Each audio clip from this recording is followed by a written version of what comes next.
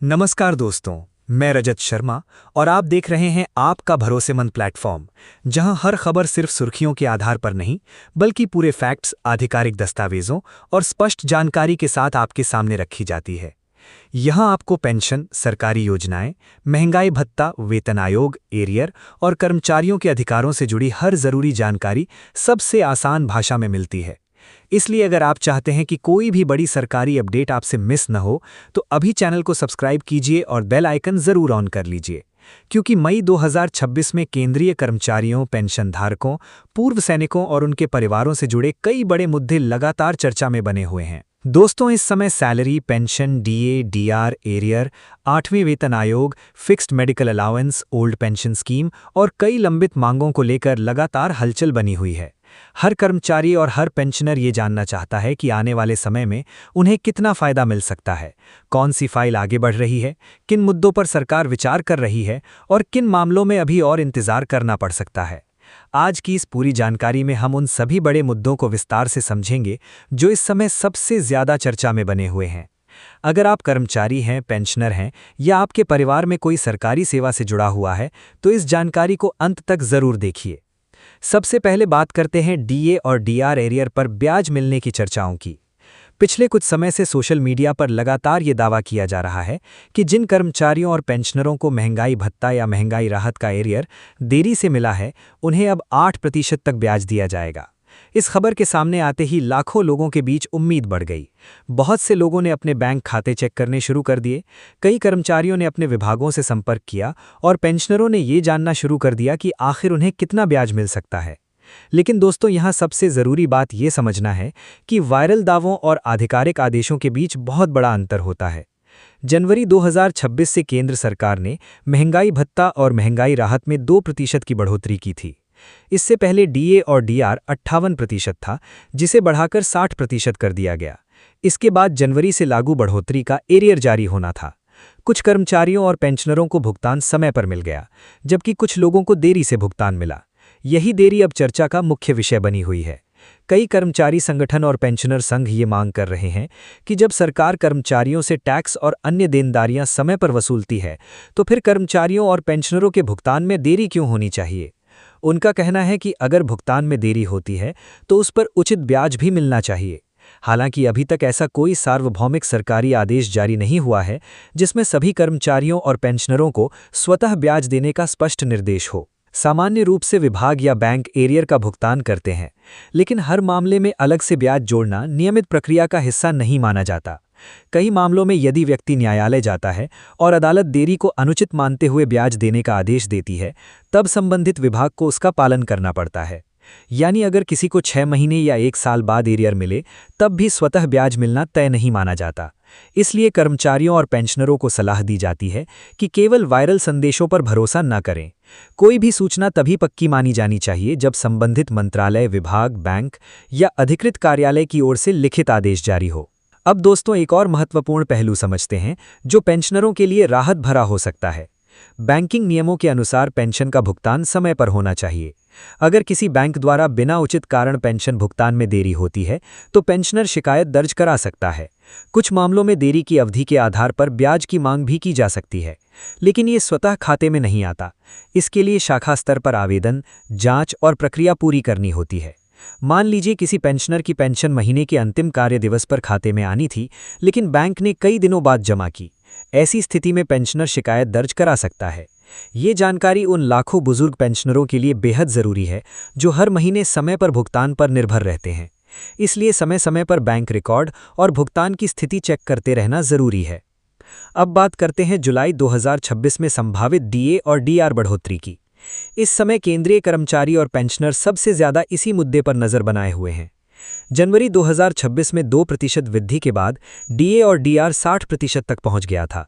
अब सभी की नज़र जुलाई 2026 की अगली बढ़ोतरी पर टिकी हुई है। महंगाई भत्ते की गणना उपभोक्ता मूल्य सूचकांक यानी एआईसीपीआई इंडेक्स के आधार पर की जाती है। शुरुआती महीनों के आंकड़ों में बढ़त दिखाई देने के कारण ये संभावना जताई जा रही है कि जुलाई में फिर से डीए बढ़ सकता है। विशेषज्ञों का मानना है कि आने वाले महीनों के आंकड़े मजबूत रहते हैं तो 2% या 3% तक बढ़ोतरी संभव हो सकती है। हालांकि अंतिम फैसला कैबिनेट मंजूरी के बाद ही स्पष्ट होगा। अगर 2% बढ़ोतरी होती है तो डीए 62% तक पहुंच सकता है। वहीं अगर 3% की मंजूरी मिलती है तो ये 63% तक जा सकता है।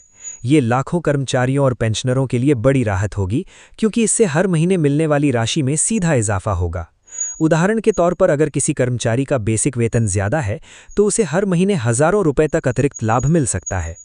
पेंशनरों को भी डीआर के रूप में इसका फायदा मिलेगा।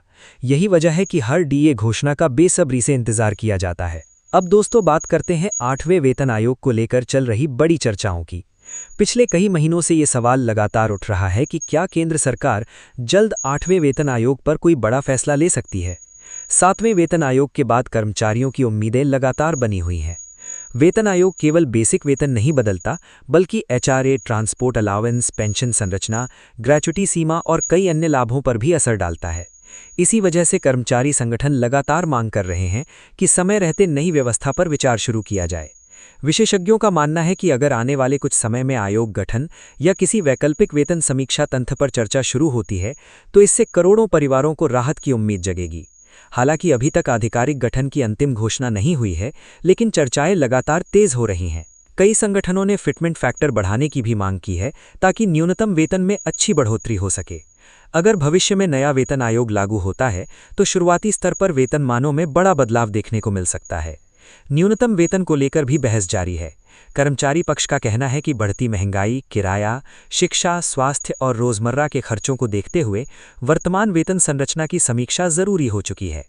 अब दोस्तों फिक्स्ड मेडिकल अलाउंस को लेकर भी बड़ी संख्या में पेंशनरों की मांग लगातार सामने आ रही है। पेंशनरों का कहना है कि दवाइयों, जांचों और अस्पताल खर्च में लगातार बढ़ोतरी हो रही है और वर्तमान मेडिकल अलाउंस पर्याप्त नहीं माना जा सकता।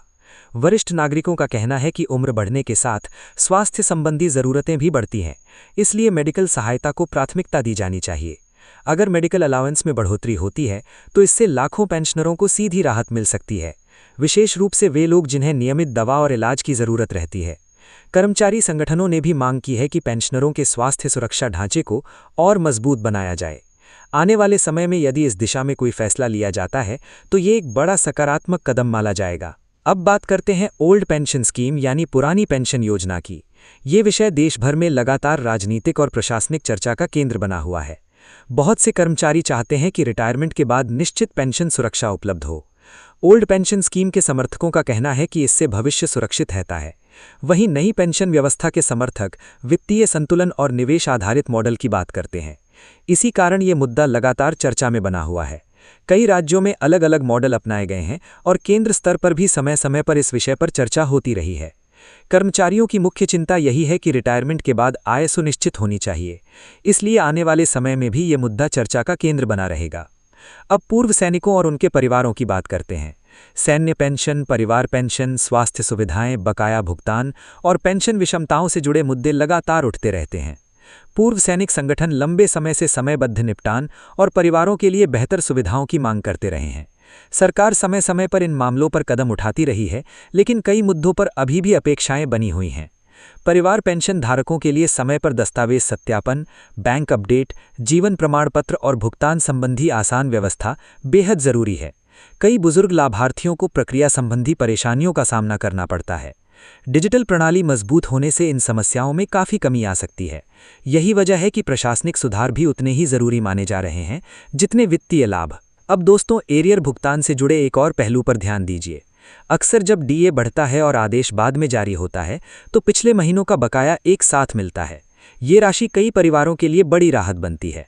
लोग इसका उपयोग शिक्षा शुल्क, घरेलू खर्च, स्वास्थ्य ज़रूरतों और पुराने बकाया चुकाने में करते हैं। इसलिए एरियर केवल अतिरिक्त भुगतान नहीं बल्कि आर्थिक सहारा भी माना जाता है। कर्मचारियों के लिए एक और बड़ी उम्मीद प्रमोशन, पदोन्नति नियमों और रिक्त पदों की भर्ती से भी जुड़ी हुई है। कई विभागों में लंबे समय से रिक्तियां पड़ी हुई हैं। अगर भर्ती प्रक्रिया तेज होती है तो कार्यभार कम होगा और सेवाएं बेहतर होंगी। समय पर पदोन्नति होने से कर्मचारियों का मनोबल भी बढ़ता है। यही कारण है कि ये मुद्दा भी वेतन और भत्तों जितना ही महत्वपूर्ण माना जाता है। दोस्तों आने वाले महीनों में कई बड़े फैसलों की उम्मीद की जा रही है। जुलाई 2026 का डीए, मेडिकल अलाउंस, 8वें वेतन आयोग की चर्चाएं, पेंशन सुधार और भुगतान प्रणाली में बदलाव जैसे विषय करोड़ों परिवारों की आर्थिक स्थिति पर असर डाल सकते हैं। इसलिए हर अपडेट को सही तरीके से समझना बेहद ज़रूरी है। अगर आप कर्मचारी हैं या पेंशनर हैं, तो अपने बैंक रिकॉर्ड, आधार लिंकिंग, जीवन प्रमाण पत्र और भुगतान विवरण समय समय पर जरूर चेक करते रहें। अगर कोई त्रुटि या देरी दिखाई दे तो तुरंत शिकायत दर्ज करें। जागरूकता ही सबसे बड़ी सुरक्षा है। बहुत बार अफवाहें तेजी से फैलती हैं और लोग बिना पुष्टि के भरोसा कर लेते हैं। इसलिए हमेशा आधिकारिक आदेश, मंत्रालय नोटिफिकेशन और विश्वसनीय जानकारी पर ही भरोसा करें। हमारा उद्देश्य आपको साफ, सरल और भरोसेमंद जानकारी देना है, ताकि आप सही निर्णय ले सकें और किसी भी प्रकार की आर्थिक परेशानी से बच सकें। आने वाला समय कर्मचारियों और पेंशनरों के लिए बेहद महत्वपूर्ण माना जा रहा है।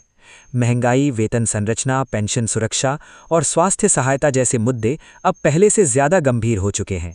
इसलिए उम्मीद की जा रही है कि आने वाले समय में कई सकारात्मक फैसले देखने को मिल सकते हैं। आप सभी से निवेदन है कि इस तरह की महत्वपूर्ण जानकारी अपने साथियों, परिवार और परिचित कर्मचारियों और पेंशनरों तक जरूर पहुंचाएं, ताकि सही सूचना सब तक पहुंचे और अनावश्यक भ्रम खत्म हो सके। अगर